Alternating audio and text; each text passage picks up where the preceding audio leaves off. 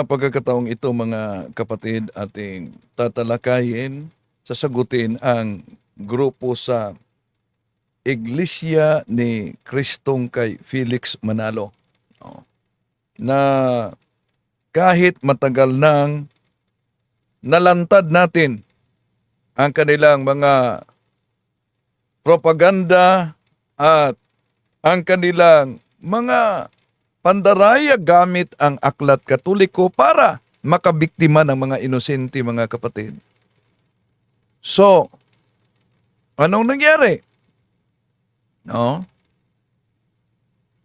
Ito, ginamit na naman nila ang naturang pagputol-putol sa mga aklat katoliko. At sigurado talaga kung kayo'y mga Katoliko, wala kayo nito at karamihan sa natangay nila mga Katoliko. No. Paano nila ginamit at dito ninyo malaman na nabubuhay talaga ang kanilang sikta sa ganitong ore ng pandaraya. Halimbawa, pakinggan natin ang The Revealer. Kaya nito alamin natin, Kuya Robin, paano po ba inamin ng Iglesia Katolika na yung pangalan nila, pangalan ng simbahan nilang Iglesia Katolika, Apostolika Romana, ay hindi po galing sa Panginoong Jesucristo? At ano po ang kanilang pagmamatuwid tungkol sa bagay na yan? Basahin po natin, yan yung aklat na pinapakita po ninyo na pinamagatang ang Iglesia ni Cristo at iba't ibang sektang protestante, na yan po ay sinulat ni Juan Trinidad, na isang paring Hiswita. Sa pahina 25, ganito pong mababasa natin. Hindi galing kay Jesus ang pangalang Iglesia Katolika Apostolika Romana. Tanggap po kaya yan ng mga kaibigan nating Katoliko nakikinig, lalo na mga CFD, na inamin mismo ng kanilang pare na hindi galing kay Jesus yung pangalang Iglesia Katolika Apostolika Romana na siyang pangalan ng simbahang kinabibilangan nila ngayon. Eh talagang hindi po Kristiyano sa pangalan pa lang yung Iglesia Katolika. Yan. Una, ito bang taga The Revealer? Nagbabasa kaya ito sa aklat ni Felix Manalo, yung solo?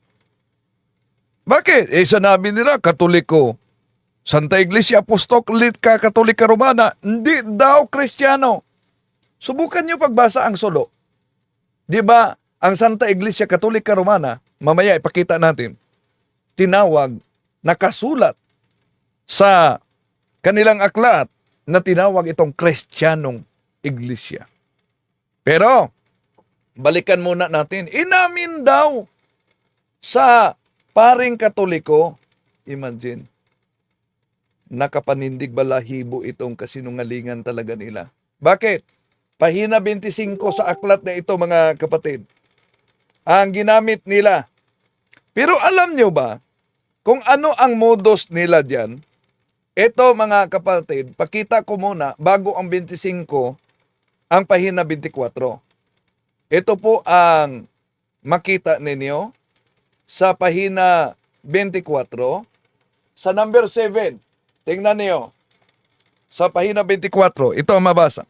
Kaya nga, ang dalawang pinakamalaking dahilan ng mga guro ng Iglesia ni Cristo laban sa Iglesia Katolika Romana ay nauuwi sa ang una, hindi galing kay Kristo ang Papa. Pangalawa, doon na tayo sa 25. Ito. Yun ang binasa nila. Sa 25. Ang pangalawa, hindi galing kay Jesus ang pangalang Iglesia Apostolika Katolika Romana. Ano ang inalis nila at iniwasan? Etong karugtong. Ngunit, gaya ng sabi nga English, eros by another name, will be sweet still. Hindi ang pangalan ang dapat pagtalunan, kundi ang katotohanan. Galing kay Jesus ang tungkulin ng Papa. Galing kay Jesus, itinatag ni Jesus ang iglesia na ngayoy tinatawag na Iglesia Katolika Apostolika Romana. So napansin niyo? Pero ano ang sabi ng binasa? Kaya nito alamin natin, Kuya Robin, paano po ba inamin ng Iglesia Katolika na yung pangalan nila, pangalan ng simbahan nilang Iglesia Katolika Apostolika Romana, ay hindi po galing sa Panginoong Jesucristo? At ano po ang kanilang pagmamatuwid tungkol? Oh, yan. Kung wala kayong kopya sa aklat na ito, abay mapauo talaga kayo sa ganitong uri na pandaraya sa mga ngaral ng mga manalista. Ang binasa nila ay kotisyon sa pare kaugnay sa objection ng mga ngaral. Mga ministro ni Felix Manalo. Matagal na itong ginawa. Sa panahon pa ni Felix Manalo. Hindi lang. Ano pa ang pandaraya nila sa aklat na ito?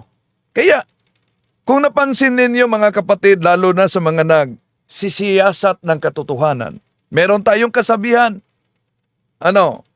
Yung tinatawag na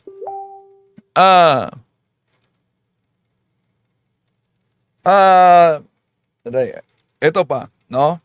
Ito pa pala, no? Ito pa pala. Ginamit din nila mga kapatid, ginamit din nila. Pakinggan muna natin. Ito pala. Dito po sa aklat na pinakilala na namin kanina, sa aklat na ito, ang Iglesia ni Cristo, iba't ibang sekta protestante, sinulat po ng isang pare sa pahina 83, ang pananalitang misa ay hindi matatagpuan sa Biblia. Yan pa naman ang pinaka pagsamba nila, yung kanilang misa. Yung palang pananalitang misa, ano pong inamin nila? Wala sa Biblia. Sa mga hindi na naman aral ng Biblia yan. Yan mga kapatid, no? Kaya pinalaki natin dito, yun lang ang binasa nila. Ang binasa nila na ang pananalitang misa ay hindi galing sa Biblia. Pero alam nyo ba, hindi yan pahayag ng pare. Alam nyo ba? Di yan pahayag ng pare.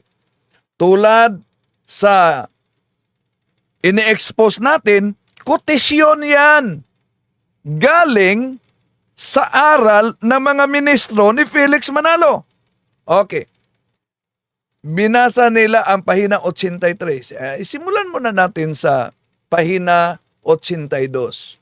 Ito po ang pahina 82, mga kapatid. Mapansin ninyo. Dito, tinalakay ng pare na ano ang objection ng mga ministro ni Felix Manalo. Sa pahina 82.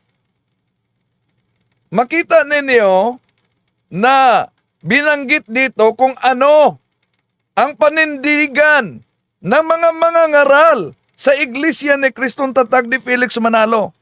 At kaya, balikan natin ang kanilang binasa sa pahina 83. Ito na mabasa, mga kapatid. Sinabi rin nila na ang misa ay hindi matagtagpuan sa Biblia. Yan. Yan ang binasa nila. Ito'y hindi totoo. So, imagine, walang takot itong mga ngaral sa Iglesia ni Cristo na nakahawak lang sa aklat na ito, sinabing inamin ng paring Katoliko na ang misa ay hindi galing sa Biblia. Inamin ba? Di ba malinaw? Sinabing, eto'y hindi totoo. Galing yan sa kanila. So napansin ninyo mga kapatid, paano nila pinagchap-chap at yung mga Katoliko na nahikayat nila, biktima sa ganitong uri na pangangaral nila. At hope na patuloy silang nagsaliksik, mga mahal na kapatid, sa katotohanan. No? Biktima lang sila. At hindi pa. Ito pa na aklat ginagamit din nila. No? Itong aklat na ito. Ang pinakinggan ko talaga ang kanilang banat sa simbahang Katoliko. No? Ito. Na dapat nating alamin kung hindi galing kay Kristo, maganda yung tanong nyo eh. So, pinagtagpi-tagpi nila dahil inaamin daw umano, hindi galing kay Kristo ang Santa Iglesia Apostolika Katolika Romana, inaamin ng pare. Mga kapatid, isang deception po yon. Kotisyon lang yan ng pare. At sinagot yan ng pare. Kaya, kung, sabi nila, kung hindi galing kay Kristo, eto, matagal na nila yang ginawa na pagtagpi-tagpi sa mga aklat Katoliko. Matagal na talaga. So, saan galing ang salitang Katoliko? Pakinggan natin. Kanino galing yung Katolika? Basahin na po natin sa page Yan. 3. Katolika. Ito ay unang ginamit ni San Ignacio, obispo ng Antioquia sa Syria, na pinatay noong 110 AD. Ang Iglesia Katolika, isang pangalang malinaw na ginagamit upang tukuyin ang iglesia sa buong mundo. Inimbento ni San Ignacio ang pangalan. Well, so may pasigaw-sigaw pa sila, di ba? Inimbento ni San Ignacio ang pangalan. Sige, ibalik natin.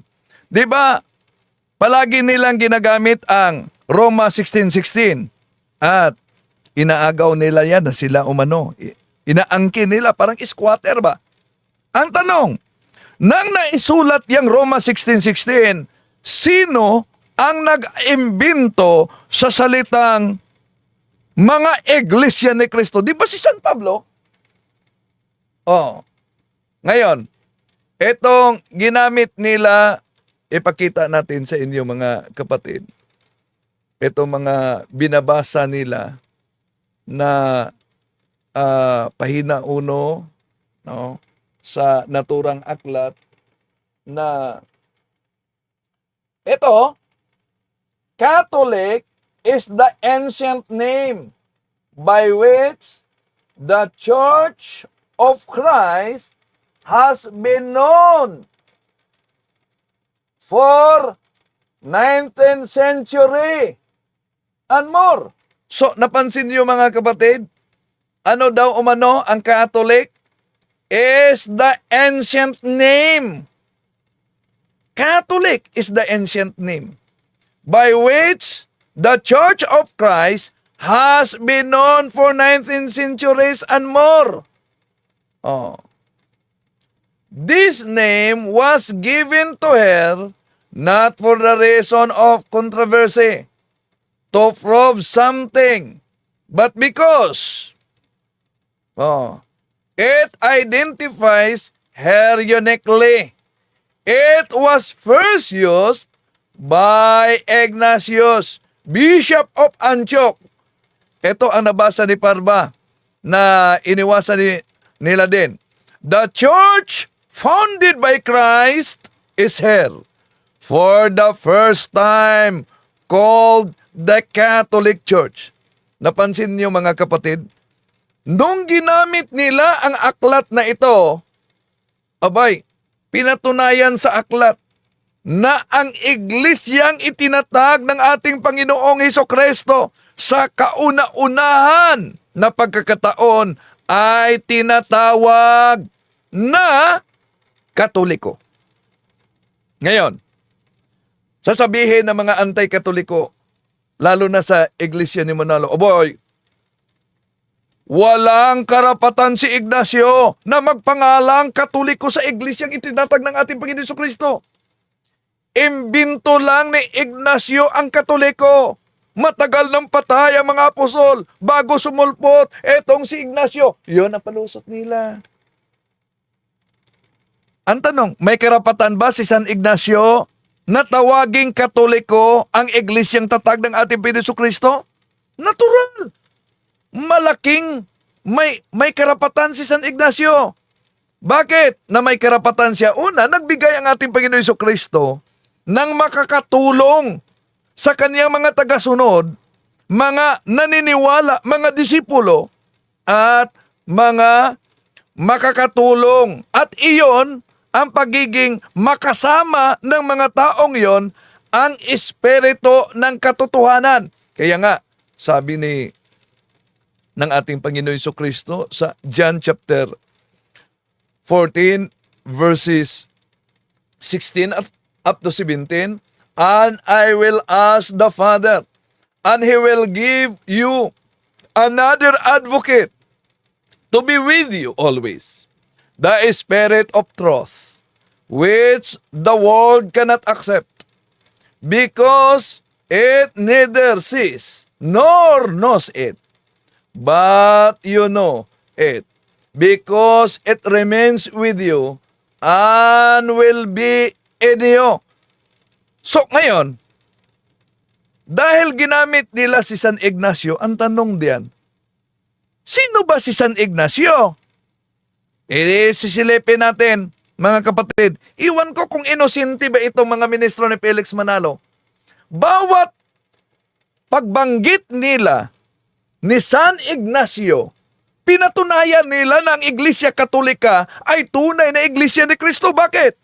Dahil nakasulat mismo sa kanilang pasugo, mga kapatid, kung kaninong alagad si San Ignacio. Alagad siya ni San Juan Apostol kasama si Santo Policarpio. Saan yan mabasa? Ito, research naman pag may time, ha. Ito, mga kapatid. Pasugo, Pebrero 1977, page 7, Tomas Katangay. "The author of What Think Ye of Christ made a sweeping conclusion that those who deny the alleged deity of Christ are heretics. After New Testament times, many heretics arose who denied the doctrine of the deity of Christ. These false teachers were denounced by believers like Ignatius, 110, Anno Domini, and Polycarp, who were followers of the Apostle John." Nakasulat pala sa kanilang pasugo magazine, nakasama si Santo Policarpio, si San Ignacio, alagad ni San Juan. San Juan Apostol. O yan. Baka sabihin na, hindi yan totoo. Sige nga, nakasulat sa inyong pasugo magazine na si San Ignacio, alagad ni San Juan Apostol. Ang tanong, kung hindi siya alagad ni San Juan, kung mali ang nakasulat sa inyong pasugo magazine, kanino siyang alagad? So binanggit lang nila si San Juan, si San Ignacio, pero para bang iniiwasan nila. Walang pagkakaiba ito sa mga diskaya. May iniiwasan. Iniiwasan nila kung kaninong alagad si San Ignacio. Dahil kung mabasa natin kanino siyang alagad, abay, yan mga kapatid, malinaw sa sikat ng araw na si San Ignacio ay may karugtong sa tunay na iglesia, alagad siya ni San Juan Apostol. Tandaan natin mga kapatid, ang ginawa ni San Ignacio ay isa lang katuparan sa pahayag ng ating Panginoong Hesukristo. Na ano? kung paano at sa paanong paraan ang kanyang iglesia, ang bahay ng Diyos ay tatawagin. Sino ba ang nagsabi? Nagsabi ba ang ating Panginoon Jesucristo, ang aking bahay, ang aking iglesia ay tatawagin sa aking pangalan? Hindi yan mabasa na sinabi ng ating Panginoon Jesucristo. Ngunit, as descriptive title sa kanyang iglesia, tinawag na Iglesia sa Diyos, unang Timoteo 3:15, mga Iglesia ni Cristo, Roma 16:16. Pero ano ang sabi ng ating Panginoong Hesus? Marcos 11:17. At siya ay nagturo at sinabi sa kanila, hindi baga nasusulat, ang aking bahay ay tatawaging bahay, panalanginan ng lahat ng mga bansa. Ano daw umano ang kanyang bahay? Bahay panalanginan sa lahat ng mga bansa. Kaya nabasa natin kahit sa King James Version dahil gusto sila ng letra por letra, may mabasa tayong Catholic. At hindi lang yan. Iba pa mga salin, mga kapatid, mabasa natin ang Catholic, no?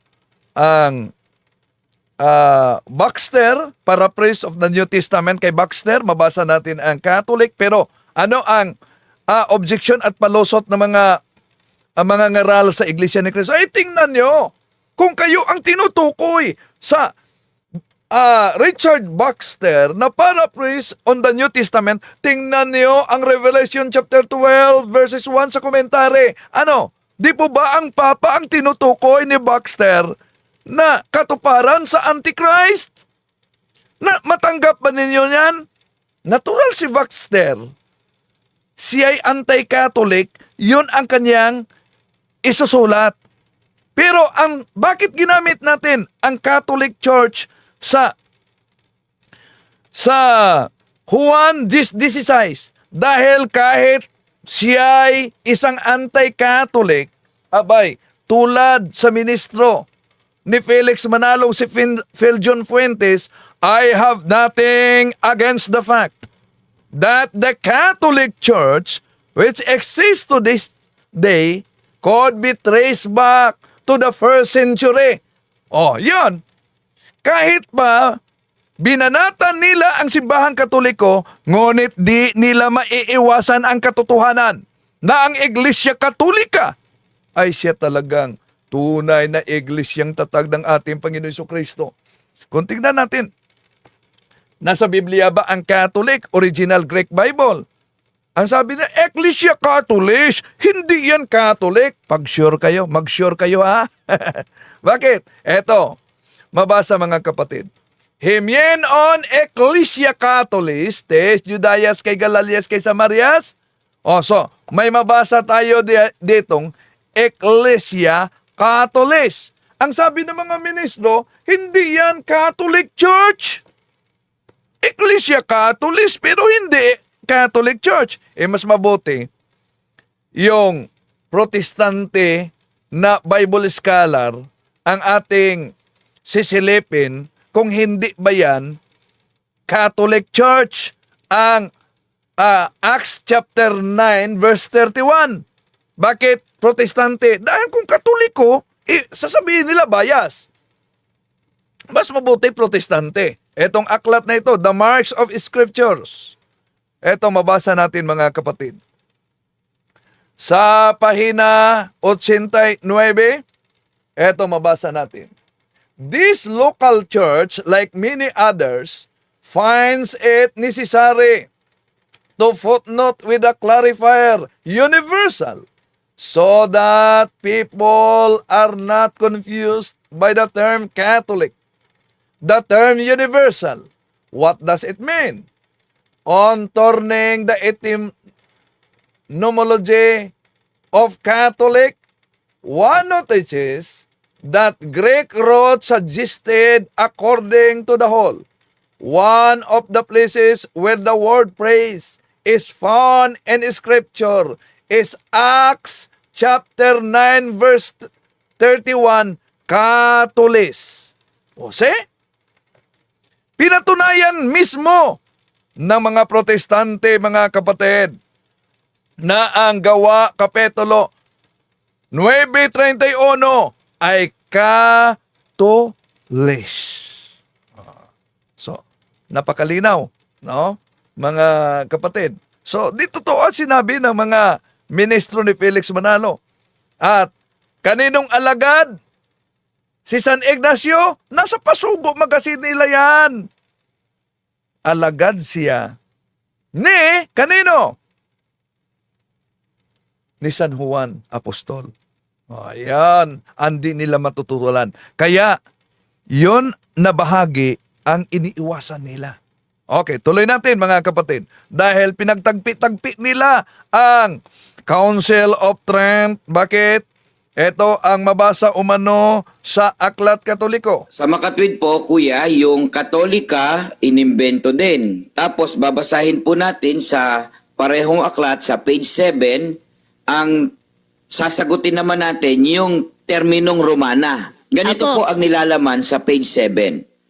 Ginawa ng Konsilyo ng Trento ang Romana bilang bahagi ng opisyal na pangalan ng Iglesia. Ayun. Saan po galing naman yung pangalang Romana? Aminado na naman sila, hindi na naman galing kay Kristo. Kundi, ginawa ng konsilyo ng Trento ang Romana bilang bahagi daw ng opisyal na pangalan ng kanilang iglesia. At maliban dyan, ito ang kanilang ginamit, gawin nating isa ang pagsagot yan, ginagamit nila ang Discourses of the Apostles' Creed. Pahina 191. Bakit? Sa Vatican Council in 1870 daw, ito ang kanilang paliwanag. Kailan po nabuo yung pangalan nila ngayon na opisyal? Kailan po nabuo yan? Basahin po natin sa kanilang aklat pa rin. Sa Discourses on the Apostles' Creed by Clement H. Crack noong 1938 sa pahina 191, iniliwat na po sa wikang Pilipino. Noong 1870, sa Konsilyo ng Batikano, ang pangalang Iglesia Katolika Romana ay iminungkahi. Ngunit ito ay hindi tinanggap. Ang mga obispong nagtipon ay buong pagkakaisang pinagtibay ang opisyal na pangalang ito, ang banal na Iglesia Katolika Apostolika Romana. Ayun, doon na po nabuo. Kumbaga, doon na nakompleto yung pagkaka-assemble. Utay-utay na nabuo, Kuya Siriac, hindi Apo. biglaan. Hindi po. Nag-evolve parang Pokemon ba? Kaya Kaya yung ibinibintang nila sa atin na chap-chap, sila talaga itong nakikita sa pagchap-chap Yan. Tayo pa ang inaakusahan ng pagchap-chap, mga kapatid. Dahil nabasa at na lantad yung kanilang mga ginagawang pandaraya. Una, ang pagdeklara sa Konsilyo Vaticano, tandaan natin mga kapatid, hindi nangangahulugan na noon pang 1870 nabuo. Mali po ang interpretasyon ng mga manalista na kundi na ideklara noong 1870, hindi lalabas yung Santa Iglesia Apostolica Katolika Romana. Bakit? Dahil, una, wala pa ang 1870 ang Santa Iglesia Apostolica Romana na descriptive name sa Iglesia na tatag ng ating Panginoon Jesucristo. Ang tunay na Iglesia ni Kristo ay nandiyan na. Nandiyan na, wala pa ang 1870. Ang tanong, alam kaya ito ng mga manalista? Research naman kayo pag may time. Bakit? Nasa aklat yan ni Felix Manalo. Asan? Ito, Solo. Eto, sulo, sa pahina 29. Ano ang mabasa sa sulo ni Felix Manalo? Ang pitsang ito, pitsang pa, ang pitsang ito, 325 Anno Domini, ang unang ganap at pangkalahatang kapulungan ng buong pandaigdig sa Kristyanismo. Ito ang nagpapakilala ng tiyak na ng pagpasok sa iglesia ng mga Kristiyano. O ano daw? Iglesia ng mga Kristiyano. Tapos ayon sa mga the revealers, ang Santa Iglesia Apostolika Katolika hindi Kristiyano. Nasa aklat ni Felix Manalo. Oh. Bakit? Tuloy natin. Sa pulong na ito, sumipot ang bagong relihiyon na siyang pinamagatang Iglesia Katolika Apostolika Romana. O di ba nila nabasa ito?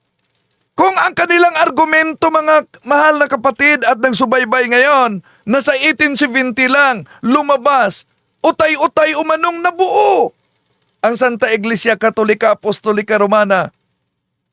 1870. Ano itong nasa aklat ni Felix Manalo? 4th century pa. May Santa Iglesia Apostolika Katolika Romana na. Ibig sabihin, mali ang kanilang unawa sa deklarasyon ng konsilyo, mga kapatid. Ang deklarasyon ng konsilyo, idiniklara lang sa pamamagitan ng pagtitipon ng mga obispo ang hindi mabagong katotohanan. Yun. At alam nyo ba, sa pagdeklara ng konselyo ng simbahan, mga kapatid, ibig sabihin, hindi yan inimbento lang ng mga obispo at ng mga pinuno ng simbahan na walang kaugnayan ang ating Panginoong Hesukristo. Mali sila. Bakit? Ang ating Panginoong Hesukristo mismo ang nagkumpirma na anong sabi niya? 2 o 3 na magtitipon sa kanyang pangalan, siya'y kasama nila. Di ba nila na yan nabasa? Saan yan? Ito, Mateo, Kapitulo 18, versikulo 20. Sapagkat kung saan nagkakatipon ang 2 o 3 sa aking pangalan, ay naroroon ako sa gitna nila. Ano daw? 2 o 3. Ano pa kaya yung konsilyo? Mahigit pa sa 2 at 3. Anong sabi ng ating Panginoon Jesucristo? 2 o 3 na magtitipon sa aking pangalan, ako ay naroon sa kanilang gitna. Kumpara natin, mga kapatid. Si Kibuloy nag-iisa. Nagdeklara siya na appointed son of God. Si Felix Manalo, nag-iisa. Pumasok sa kanyang silid. Hindi natulog at hindi kumain. Nagdeklara, anghel na. Ano ang sabi sa Biblia? Abo, malinaw. Sapagkat kung saan nagkatipon ang 2 o 3 sa aking pangalan, ay naroon ako sa gitna nila. Tandaan ninyo, mga kapatid, hindi sinabi na kung may nag-iisa at nagkukulong sa silid, ako'y nasa gitna niya. Ang sinabi sa 18:20, ang nagtitipon, 2 o 3. Higit ba ang konsilyo? Dahil daming mga obispo nagtitipon. Kaya, mga mahal na kapatid, ang ating mga apostol noon, para linawin ang isyu na may kaugnayan sa pananampalataya, anong ginawa nila? Nagsagawa sila ng konsilyo. Sa taong 50 Anno Domini, tingnan niyo ang pamagat sa Bible na ito. Di ba? Acts chapter 15 verse 1. The council at Jerusalem. So, may konsilyo sa Jerusalem. Kaya, Pagkatapos sa konselyo, ano ang nangyari? Binigyan lang ba sila ng Biblia at pinabasa? Eto, paborito nila ito na salin. Ano ang mabasa sa Gawa Kapitulo 16:4? Eto mabasa natin mga mahal na kapatid. Kung tingnan ninyo. As they went through the cities and preached unto the people to obey the decrees which the apostles and elders had written at Jerusalem. So, hindi lang sila pinabasa, kundi dapat sila'y susunod sa mga dekreto sa konselyo. At ngayon, kung ang argumento nila, mga mahal na kapatid, tandaan ninyo kung ang argumento ng Iglesyang Tatag de Felix Manalo, dahil konselyo ang nagdeklara, dapat hindi paniniwalaan dahil wala yan sa Biblia. Idineklara lang yan ng konselyo ng simbahan. Tanong, kung wala sa Biblia, di paniwalaan, ang Iglesia ba ni Kristong Tatag de Felix Manalo, wala ba silang Council of the Church? Sisilipin natin, maganda ito. Sisilipin natin ang kanilang Pasugo Magazine. Ito ang mabasa sa kanilang Pasugo Magazine, mga mahal na kapatid. Pansinin ninyo. Tingnan ninyo sa kanilang Pasugo Magazine. Agosto 1977, pahina 5. Who composed the Economic Council of the Church of Christ? Article 3. The Church Council, Section 1. The Church Council shall be composed of the executive minister as presiding officer, general evangelist, division ministers. Ano daw? Division ministers. Ngayon, meron pala silang tinatawag na economic council, church council. Ang tanong, may economic council ba ang mga apostol? Aber, kung Biblia lang. Pero mga kapatid, alam nyo ba? Isa sa kaanib sa Iglesia ni Cristo, yung tinig ng karunungan, abay, parang walang karunungan. Bakit? Tawang-tawa siya. Saan galing umano ang division minister? Saan ko umano kinuha yon? Ito, meron kayong division minister. Division Dahil, minister. hinahanap nila ang salitang Papa sa Saan mo naman Biblia, nakuha sa yan? letra por letra. Saan mo nakuha yung division Ibalik minister? natin sa kanila. Yung division minister. Saan mabasa sa Biblia ang salitang division minister? Kung sinasabi nila na nakatala talaga. Si Felix Manalo, anghel. May mabasa ba sa Biblia na anghel si Felix Manalo? Tuloy ganun. Ang una ko naman tanong, saan mo naman napulot yung terminong division minister? Ano? Alam ko yung tinutukoy mo pero hindi yun ang tawag doon.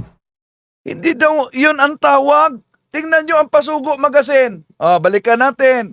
The Church Council, Section 1, the Church Council shall be composed of the executive minister as presiding officer, general evangelist, division ministers.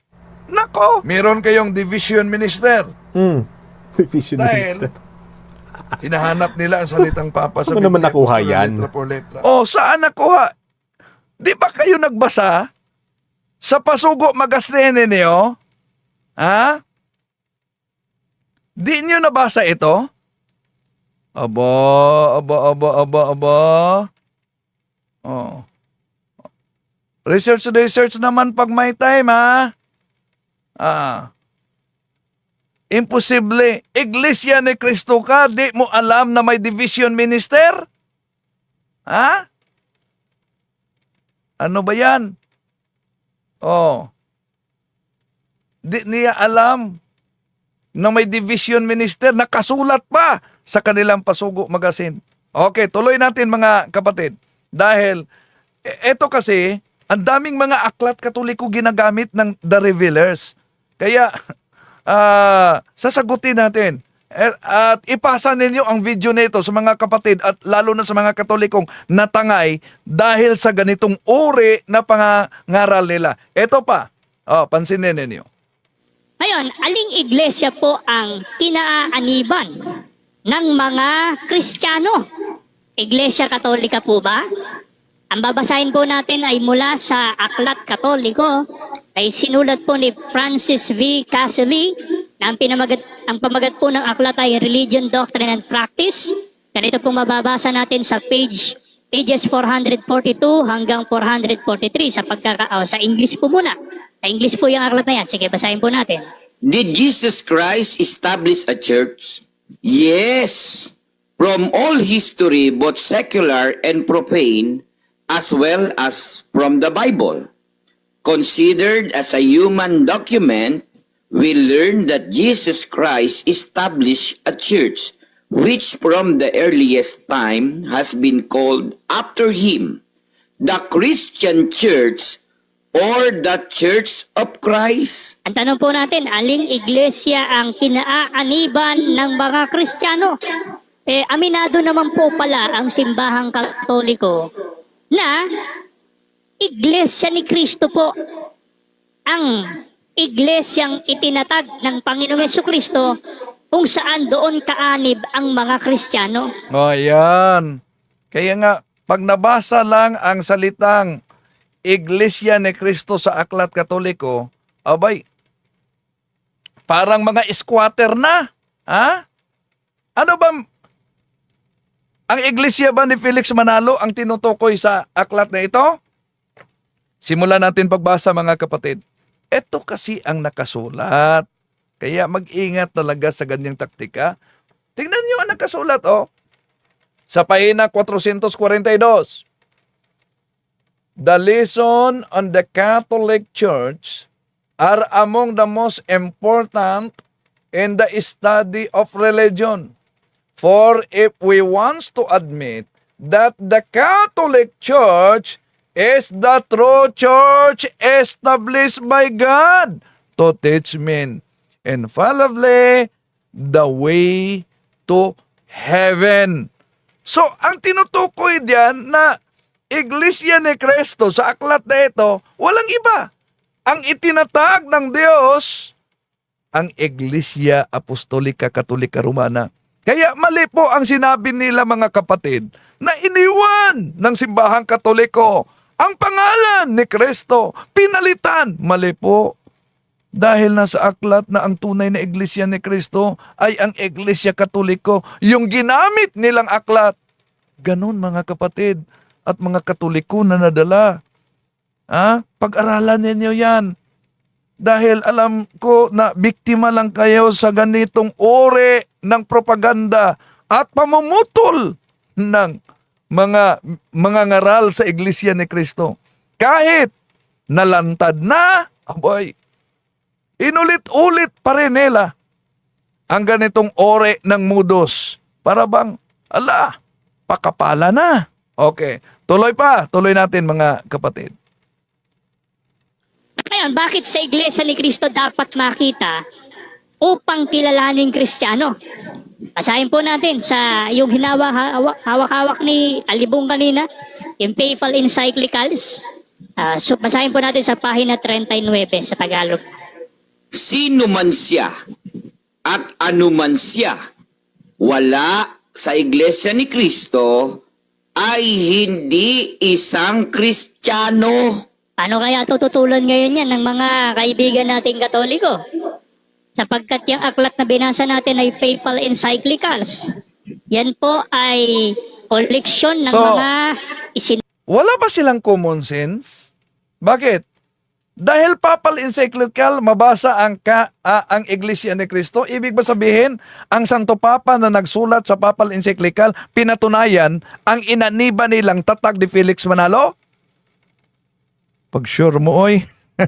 Bakit? Napakalinaw naman. Napakalinaw ang nakasulat sa Papal Encyclical. Sinong Iglesia ang tinutukoy na Church of Christ? Yan Napakalinaw. walang iba kundi ang Santa Iglesia Apostolica Katolika Romana. Kaya, mga mahal na kapatid, para bang mga squatter ito, mabasa lang ang Church of Christ, abay inaangkin na. Kung wala itong mga aklat na ito, makapangaral kaya sila ng Church of Christ? So tuloy natin. Ito pa. Ang aklat po ng Father Smith Instruct Jackson ni Reverend John Francis Knoll at pinagtulungan ni Reverend Lester Palion sa 1953, page 35 to 36. Ang Iglesia ni Cristo ngayon sa kalagayan, sa kapangyarihan, sa aral, ay dapat maging katulad ng kanyang dating kalagayan, nang ito ay maglingkod sa mga tao sa pamamagitan ng 12 apostol. Sa iglesyang ito, ang lahat ay nananagot na umanib upang maligtas. Yaong mga taong sa kapabayaan ay hindi nakilala ang iglesia o nakilala man ito ay tumangging umanib dito, ay hindi maliligtas. Napapansin po natin, Kuya Robin, na yung aklat na yan ay sinulat ng 2 reberendong pare. Mukhang aminado yung pare, na yung Aminado. kanilang simbahan, nawala sa dating kalagayan. Opo, Yan. binigyan diin ko kanina. Mga kapatid, mukhang aminado daw ang pare na ang ating simbahan ay nawala sa kalagayan. Mukha. Kaya kahit siya na nagpahayag diyan, Syriac, abay, hindi sigurado. Mukha lang. Bakit? Alam nyo ba na ang binasa nila sa pahina 60, 61, deklarasyon yan ng Konselyo Vaticano? Abay, nagtaka kayo. Tinututulan nila ang deklarasyon ng Konselyo Vaticano. Pagkatapos, nang mabasa sa deklarasyon, ang The Church of Christ, abay, inaagaw na nila. Tuloy natin ha. Ito po ang mabasa, mga kapatid. Pansinin ninyo. No? The Church of Christ today must be in nature, in power, in preaching, when it when it served men through the 12 apostles. It is to this church that all are obliged to belong in order to be saved. Those people who do doubtful, deliberately refuse to seek out the true church, or knowing it, refuse to join it, cannot be saved. Pinutol nila. Deklarasyon yan ng Vatican Council sa The Church number 14. May karugtong pa. Said the Catholic Church is the ordinary means of salvation. This sacred synod turns its attention first to the Catholic faithful. Napansin niyo, mga kapatid? Paano dinaya nila ang mga aklat Katoliko?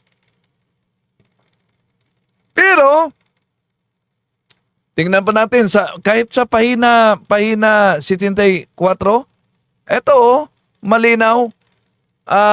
Sinabi diyan na ang tunay na Iglesia ni Cristo ay ang Iglesia Apostolica Katolika Romana. Kaya mali yung propaganda nila na dahil ginamit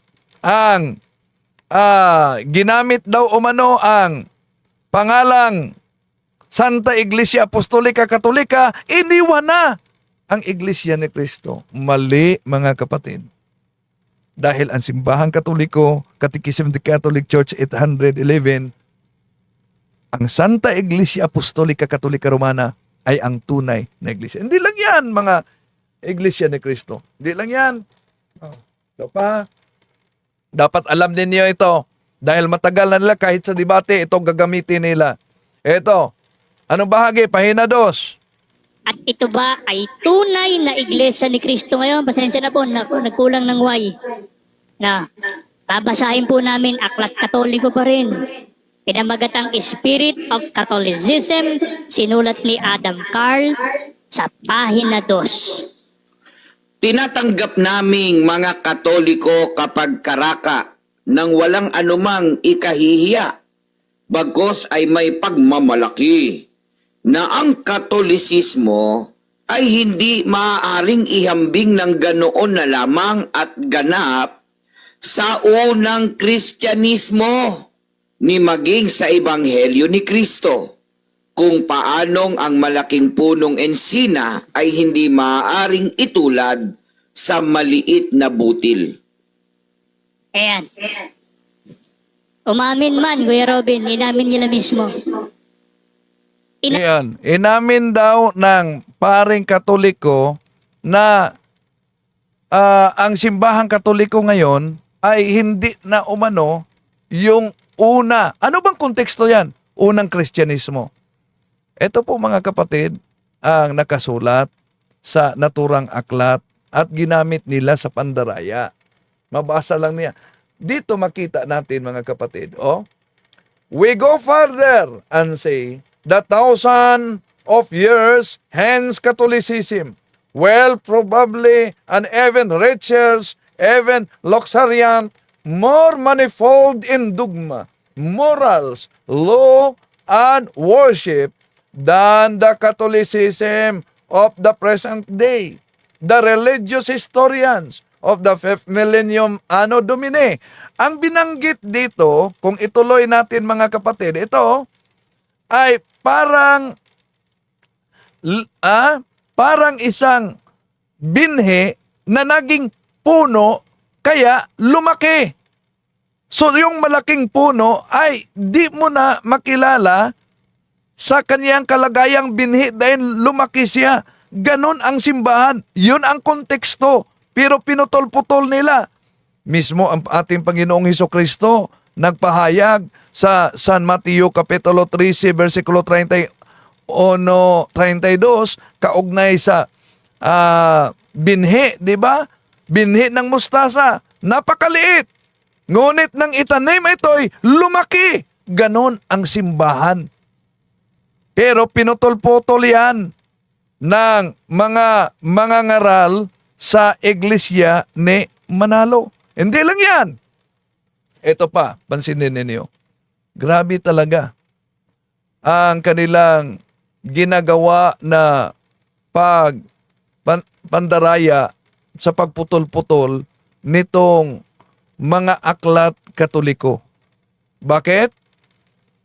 Ito pa, mga kapatid, no? Na ginagamit nila. Ito pa. Pansinin ninyo, ha? Gamit nila discourses din. Ano pa pong aral ng Iglesia Katolika ang wala sa Biblia? Yan po. Sa aklat ng Discourses on the Apostles' Creed, page 16, ikinikintal natin sa ating noo ang tanda ng krus. Ang mga kaugaliang ito ay hindi ipinag-utos ng formal ng batas ng kasulatan. Kaya pala hindi masagot yung tanong ko. Oo, kuya. Aminado po sila eh. Ayan. Pinutol nila yan mga kapatid. Ito ang nakasulat sa naturang aklat. Pansinin niyo, ha? Ito, the sign of the cross. These practices are not commanded by a formal law of Scripture. Yan lang pinutol. Pero may karugtong. But tradition teaches them. Customs confirms them. Faith observed them. Yun ang pinutol nila mga mahal na kapatid. INC talaga incomplete. Tanong, sa Biblia ba, wala ba tayong mabasang tradisyon sa Biblia? Bible alone na pinanidigan nila, mabasa ba yan sa Biblia? Hindi. Pero yung tradisyon, ano ang dapat tanggapin? Hindi lang ang salita, kundi ang tradisyon. 2 Thessalonians chapter 2 verse 15. Imposible kung di nila alam yan. At hindi lang. ito pa mga kapatid, ito pa. Ginamit nila na aklat, Pasyon Kandaba. O ito, Kuya Siriac, ang tanong ko ito, baka naman kapag nag-antanda sila ng krus, ay magiging banal sila at magiging karapat-dapat sila kapag gumamit sila ng krus na sa ngalan ng Ama, ng Anak, ng Espiritu Santo. Amen. Di ang pasagutin po natin yung aklat nila rin mismo. Ano ba ang nangyayari sa mga nag-aantanda sa noot kanang kamay? Aninong kampon ba sila? Ayon na rin sa kanilang pari, sa kanilang aklat. Kaya para po babasahin natin, Kuya. Pasyon Kandaba ni Anaceto de la Merced, page 207, ipag-uutos magkintal sa noo o kanang kamay, sukat pagkakakilalanan na sila nga kampong tunay nitong anti-kristong hunghang. Kuya Robin, nababanal po ba sila pag nag-sign of the cross sila? Hindi po, sapagkat antikristo na, kalaban ni Kristo, hunghang pa. Mga mahal na kapatid, Tagalog pa ito na pagkasulat. Pagkatapos, nakasulat sa Tagalog, ang hina ng komprehensyon. Bakit? Una, binanggit nila ang aklat na ito, Pasyon Kandaba. Ano ba nakasulat sa Pasyon Kandaba? Una, ito binasa nila. Pag-uutos magkintal sa noo o kanang kamay, sukat pagkilalanan na sila nga ikampong tunay netong antikristong hunghang. Napansin niyo ba ang nakasulat mga kapatid? Magkintal sa noo o kanang kamay. Pagkatapos, ang konklusyon, ang antanda ng cross. Una, mali. Walang binanggit sa aklat na ito na salitang cross sa referensya, kundi nagiging diferensya ang kanilang paniniwala. Ang mabasa, sa noo o kanang kamay. O ang ginagamit, ibig sabihin sa English or. Ibig sabihin, alin man sa dalawa dahil or o. So ang pag-antanda ng cross, hindi o sa English or, kundi ang ginagamit ay an. Sa Tagalog at ang pagtanda ng cross, hindi lang sa noo at kanang kamay, kundi gamit ang kanang kamay sa noo, sa dibdib, sa mga balikat, kaya palpak. Palpak ang paggamit nitong mga antikristong hunghang. Okay, tuloy natin mga mahal na kapatid, no? Huwag kayong masaktan. May mga nagkomento na sa akin dito, parang nasaktan, dinidelete din sa mga kasama dito. Nasaktan. Buksan nyo ang inyong isipan. Anong mangyari sa siktang nagtuturo na wala sa Biblia? Sila na mismo ang ating pakinggan. Ilan lang po yan sa mga aral na itinataguyod ng Iglesia Katolika na hindi lang po wala sa Biblia, kundi labag pa sa Biblia. So, sa banat na banat nila mga kapatid, ang aral daw natin ay wala sa Biblia at sabi pa, labag pa daw umano sa Biblia. Sige nga, pagbigyan natin sila. Pagbigyan. Bakit? Ang inyo bang aral nasa Biblia? Halimbawa, eto po, mabasa natin sa Pasugo Magazine ninyo. Eto mabasa natin ni Benjamin Santiago. Sa likod ng nasabing basahin ay nakalagay ang larawan ng medalya ng Iglesia ni Cristo bilang alaala sa ika-50 anibersaryo nito, na ang nakaukit sa medalya ay ang larawan ni kapatid na Felix Manalo. Tanong, kung ang kanilang paniniwala dapat mabasa sa Biblia, sino ba mga apostolis nagsagawa ng medalya? Aber? Ha? Hindi lang yan. Ito pa, mga mahal na kapatid, sa kanilang Pasugo Magazine. Oh. Ito pansinin ninyo ang Pasugo Magazine nila. Noon daw ipinagdiwang namin ang ika-50 anibersaryo ng Iglesia ni Cristo sa pagtitipon daw na ginawa namin sa Araneta Coliseum ay inilagay daw sa gitna ng libo-libong kaanib ang relikya ng trunong likmuan ng yumaong si kapatid na Felix Manalo. Tutol daw kami sa relikya at ayaw daw kami ng relikya. Bakit? Yan. Ang sabi niya ay tutol kami sa relikya at ayaw daw kami sa relikya. Kailan namin sinabi ito? Mayroon ka bang maipakitang katibayan na sinabi namin ang iyan? Mang Kwele? Sabi nila sa kanilang Pasugo. O di sila tutol sa relikya. Yung upuan ni Felix Manalo. Di ba sabi nila, dapat sa Biblia? Tanong, sino bang apostol na may upuang inilagay sa gitna ng mga sumasampalataya matapos sila'y namatay? Mga kapatid, huwag kayong magalit. Lalo na sa mga natangay sa naturang sikta. Bakit? Sinagot lang po natin. Itong paggamit nila sa mga aklat Katoliko dahil sa matagal na panahon, diyan sila nabubuhay. At tandaan natin, ang kasinungalingan, pag ito'y inulit-ulit, magmukha talagang parang katotohanan, lalo na sa ating mga kapatid na kulang ang kaalaman. Balik sa inyo, Brad Jendo.